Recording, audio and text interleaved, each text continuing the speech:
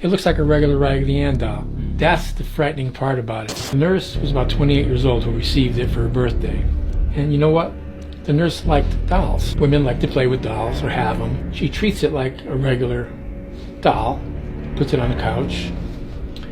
She said, I'm going to buy a bracelet for it. So she put a little bracelet that says Anna on it. That's the bracelet? Yeah, that's the actual bracelet. Oh my God.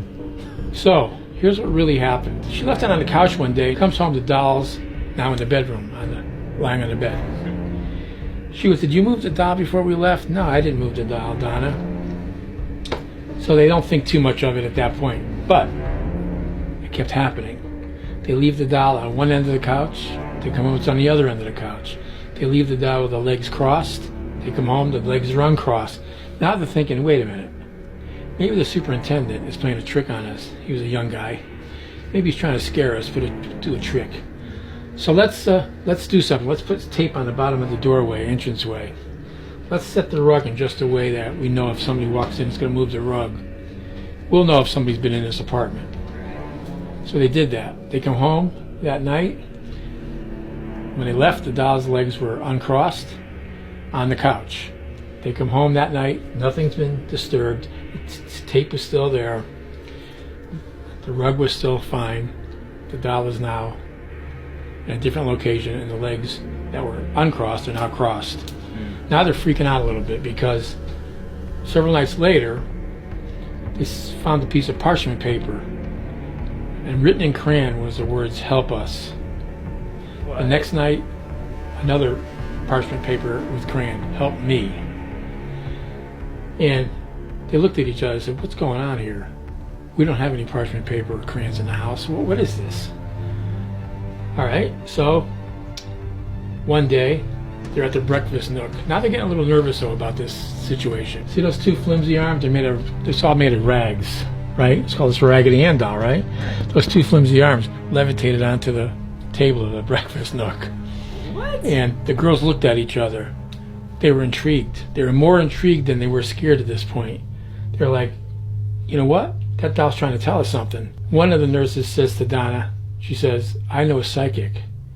Why don't we have a seance and find out what this doll wants? That was her first mistake. That night they had a seance with the psychic. The psychic concentrates. First thing the psychic says, there was an accident outside your apartment. A young girl was hit and killed. She was about 7 years old. Her name is Annabelle. And she's in your doll. That's what she said. What? The nurses believed it. Because it's a psychic after all. She knows Right. what she's talking about. She's our friend. She was one girl's friend. So now they start calling her Annabelle. I think they bought the bracelet after and called it Anna. And they can only find Anna. And so now they're really treating her like okay, this is just it's a human entity in there. That's why she's moving around the house. I'd say within 3 weeks, Lou, who was a fiancé of Donna, he used to stay there a lot. He's lying on the couch sleeping. At the other end of the couch is Annabelle. Suddenly he wakes up with a start, and he's sweating. He's hyperventilating. Yeah. He's going like this, like that. What's the matter, Lou? What's the matter?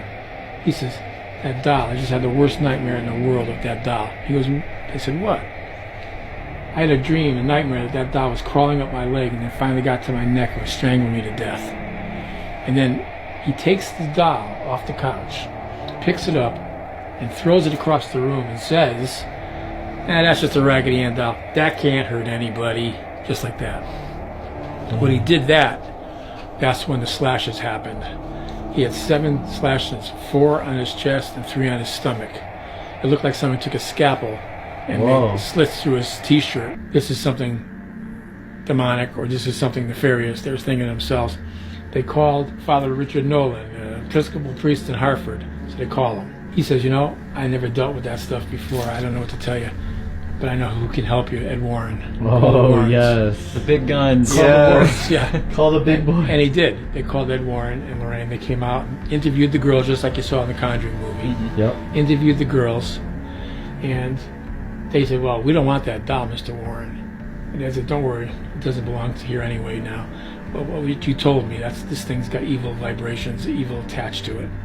And he took it home with him and put it in his case. But there's more to this story because People have been injured. People we believe have been killed by this doll. Once we put the doll in the case like this, we don't like to take it out. I think we've moved this doll maybe 3 times Ever? in 15 years. It was in this case back here. There's a case behind it. We'll show it to you in a minute. Okay. And Ed, that's a handwritten sign by Ed Warren. It says positively do not, and underneath it says do not open. We used to have it on the outside. Positively do not open. That's the actual case that was built so when he kept it here all the time. Yeah. Over here is one of the movie dolls. Oh yeah, is that from the prop, the real? Yeah, it's one of the screen used ones, but there's many of them. There's more than one. They used to, I don't know, maybe 7 or 8 of them. That's so cool. And they were in different iterations. In other words, some of the dolls' faces look a little more sinister. There's certain scenes you'd have to break it down and look close,